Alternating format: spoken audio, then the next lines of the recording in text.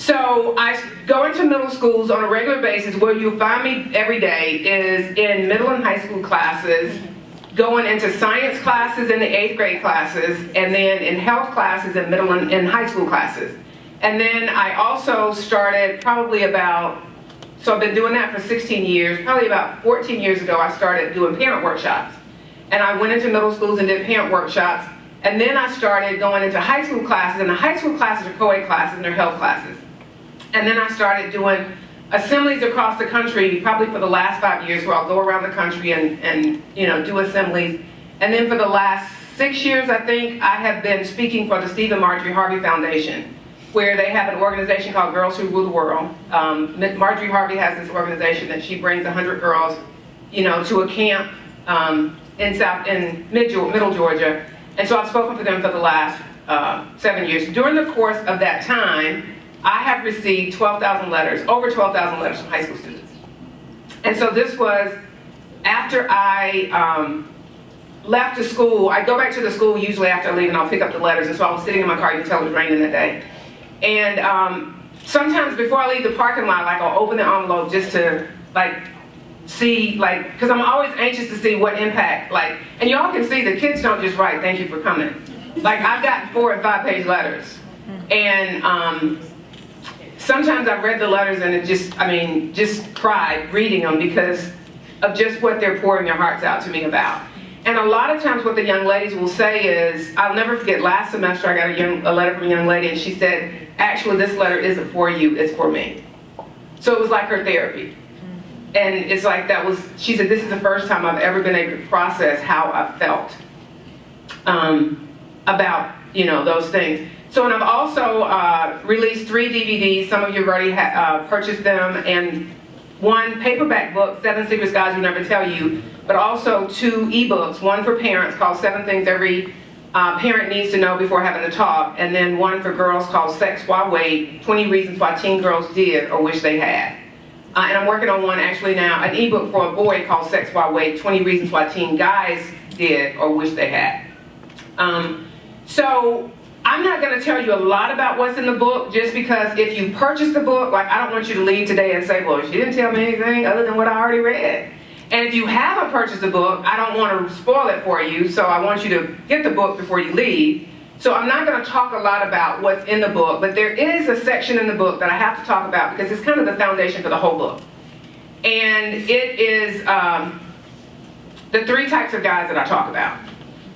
And I talk about the fact that there are 3 types of guys. The first guy is the player. The player is a guy who doesn't care about them, all he wants is sex. His name is next to, selfish in the dictionary. And sex for him is like playing video games. Once he gets what he wants, he moves on. He's met the challenge, he's ready for the next video game, the next level. The second kind of guy is the good guy. And the good guy is the guy that doesn't have selfish intentions. He really cares about her, but he may even ask for sex. Because I'm careful to say when I'm in the classroom is just because the guy is asking for sex doesn't make him a bad guy. I say, unfortunately, guys oftentimes have been socialized by the same media and culture that many girls have been socialized by to believe that sex is what you're supposed to do when you're in a relationship. And then the third kind of guy, y'all know, right? Y'all read the book. They telling me, I'm like, God. The third kind of guy is the guy that most girls don't believe exists. And that's the best guy. The best guy is the guy who, even if the girl offered sex to him, he would turn it down. Because he wants what's best for himself and the person that he's dating. And he doesn't want to risk anything, coming in front of him reaching his dreams and his goals, but he also doesn't want to risk the young lady, her reaching her dreams and her goals as well. And one of the things I say in the book and I say in the classroom is the enemy of best is not bad, the enemy of best is good. So the thing that keeps most people from getting the best that they can have in life is that they settle. We become a society of settlers. Because when things are really bad, you're motivated to get better, right? But when things are okay, you're not as motivated to get better because what you have is okay. You're like, well, we're doing okay. And in the classroom, what I say to the students is I say a prime example is your grades. Let me ask y'all a question, young ladies. Aren't you more motivated to study when you have an F than when you have a C? Right? So the thing that's going to keep you from getting the A, it won't be the F, it's going to be the C. Because you get okay with passing. Right? Can I get a witness? I mean, and we get okay with being average. And, you know, I always say average is so overrated. Like, nobody remembers anybody who's average. The people who get remembered are the people who stand out, not the people who blend in. And unfortunately, we have a society that's okay with just being, you know, being average, being, you know, we're doing okay. So the thing that I think, so the thing that's going to keep a girl from getting a best guy won't be a player, it's going to be a good guy. Because they don't think the best guy exists. But let me tell you, there's some things that have surprised me over the last years. We celebrate this book. And I just, you know, it was Erica's idea to have a one-year celebration. And for me, I just wanted to do it kind of as a thank you to everybody who supported the book. Because this book has reached more people than I ever dreamed, and in a way that I never dreamed that it would. So let me just show you some emails that I have gotten from people that have told me how they're using the book that I didn't even envision or imagine when I wrote the book, that the book could even be used that way. So this is from a mother. She says, "Dear Jackie Brewton, having read your book, 7 Secrets Guys Will Never Tell You, I almost want to call you Jackie. You become like a friend. I, a 47-year-old mother of 3 girls, 24, 19, and 12, loved your book. And like so many, I wish I had read it when I was younger. It would have propelled me in a very different direction. The power that you are offering every female needs to hear, and preferably early in her life."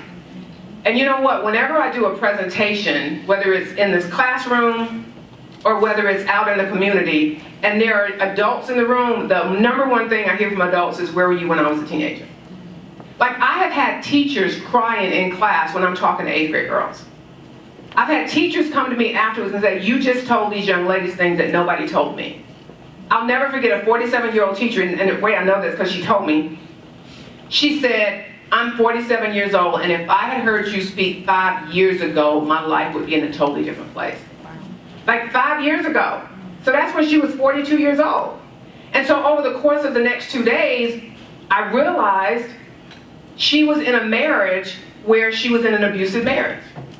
And she said, "Nobody ever told me about my worth." She's like, "I'm hearing you talking to these girls about knowing what their value is, and if you don't know your value, you'll settle for what somebody else is willing to spend, and you won't even know you got cheated." So you could be worth $10 million, but if you don't know it, somebody could come along and offer you $5 million, and you get all excited because you're like, "That's a lot of money," but it was still less than you deserve. Yes. But if you don't know what you deserve, then you end up settling for something that's so much less than what you should have had. So this was a mother, and this woman was from Canada. That's the other thing is the book and my DVDs have gone to, I think, 8 different countries. And I'll never forget the very first DVD that I sold, the first order on Amazon came from Alaska. I mean, the power of Facebook. Because I'm like, how does people know about me? But so the book has, you know, gone to 8 different countries. I mean, the DVD has gone to 8 different countries. The book has gone, I can't remember how many countries the book. This woman says, "My daughter has read the book and I can see a huge difference in our relationship. She is starting to be more social at home, which makes me happy. Thank you for being here to help me with my daughter." Like, I didn't write this book for mothers to have better relationships with their daughters. I mean, I'm glad that it's turning out that way, but I wrote this book for young ladies to get to a glimpse into what I hear every day from young men in the classroom. Because when I'm in the classroom and I have co-ed classes, when I tell you I feel like I should pay the guys sometimes because they make my points for me.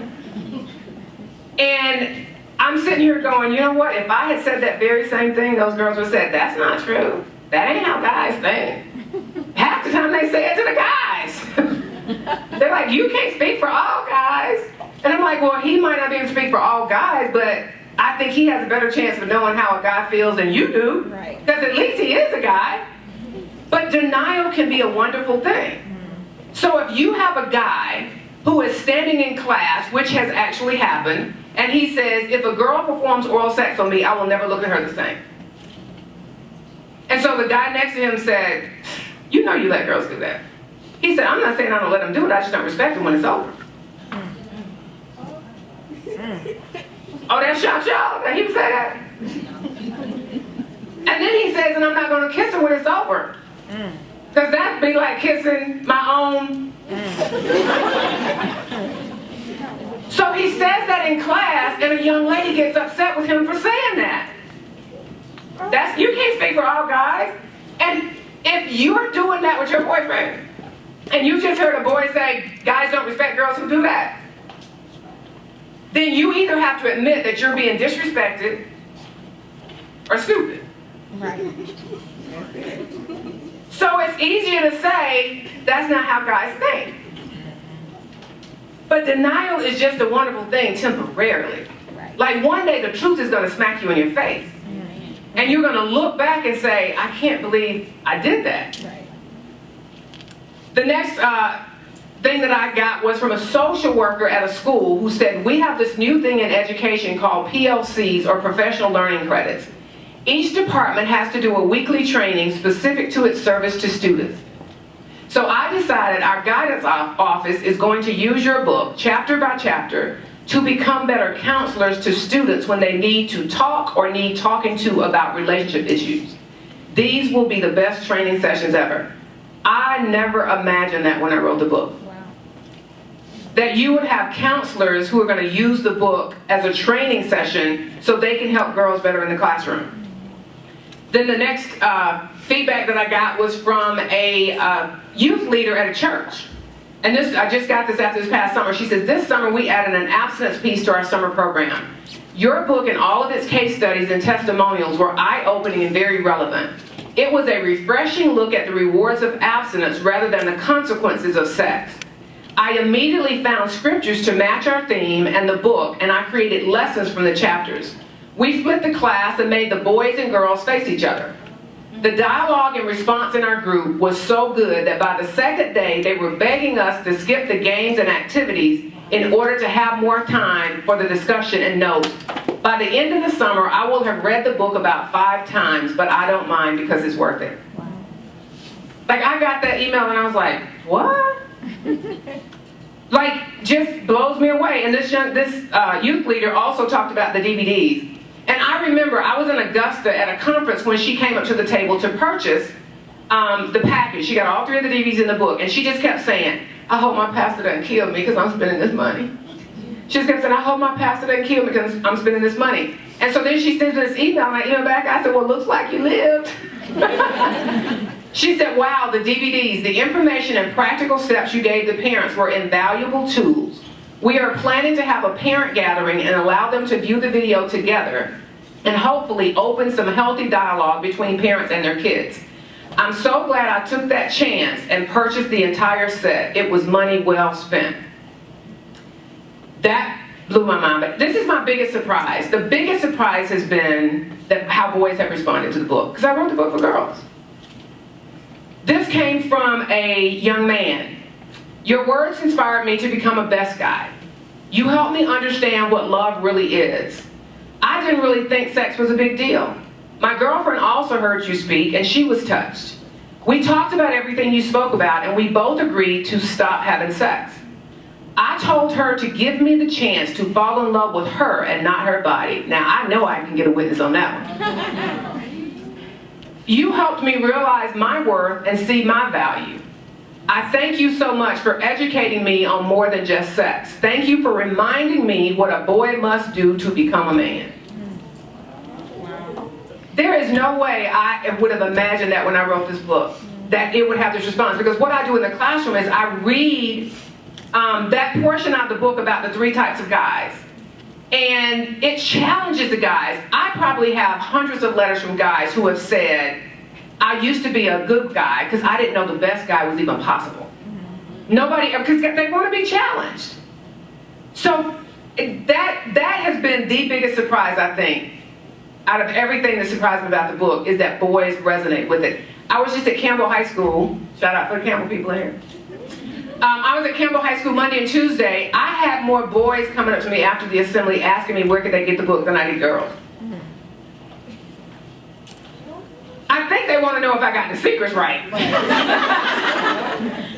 And then this mother sent me this and said, my 14-year-old son has read the book and told me that he is striving to be the best guy.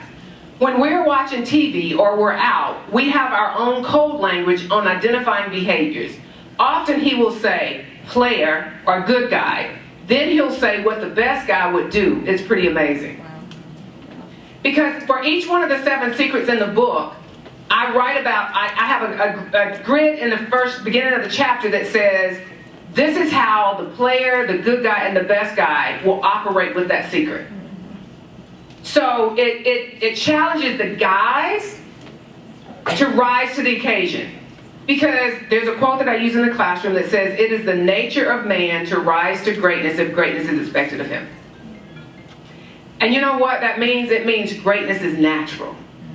Because it says, it is the nature of man to rise to greatness if greatness is expected of him. And the problem we have in our society is a lot of people don't expect greatness from teenagers. And many of the kids in my classroom, their parents don't even expect greatness from them. So you got a good parent. She's like, what? How can your parent not expect greatness from you?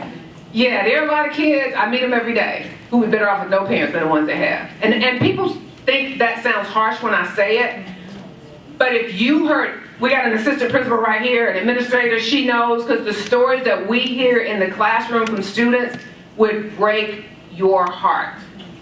So that has been my biggest surprise. So when I go into middle schools, I told you earlier that I talk to just 8th grade girls, because we separate by gender. So I have a guy who teaches with me. Michael used to be one of my co-teachers.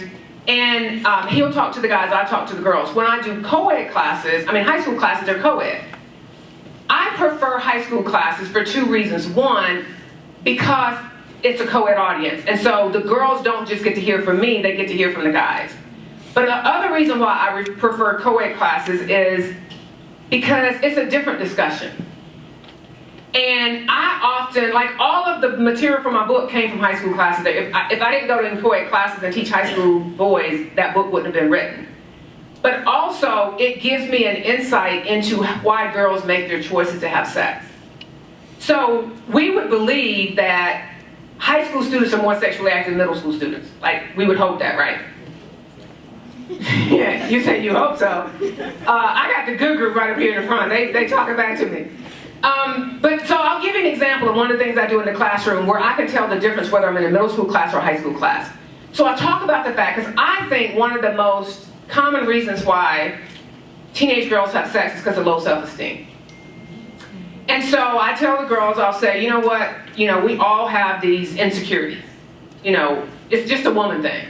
Like, we want to be taller, we want to be shorter, we wish our hair was different, all these kind of things. And I said, here's the problem. I said, so it's like you get on an emotional roller coaster once you start having sex. I said, so you're at the bottom of the roller coaster, your self-esteem's really low, a guy comes along and tells you you're pretty, you start climbing up the roller coaster like, ooh, I got a boyfriend. And you start climbing up the roller coaster, and then you start having sex with the guy, and you really feel validated. Because what girls say is, wow, he must think I'm special. Because he could have sex with anybody, but he chose me, so I must be special. But see, what they don't realize is, once you have sex with him, not only are you not special, you just gave him what he can give from any girl. So that's the disconnect between what girls think guys are saying and what guys are really saying. So they get up to the top of the roller coaster and they have sex, and then they break up, and then they end up back at the bottom. And they usually end up a little bit lower, because now they're saying, I gave him my body and that wasn't enough. So they're at the bottom of the roller coaster, they're a little bit lower, because now their self-esteem has been chipped away at a little bit more. But they don't have to worry, they don't have to stay there long, because another guy's going to come along and tell them how pretty they are. They start climbing back up the roller coaster because they got another boyfriend. They start having sex with him, they feel validated.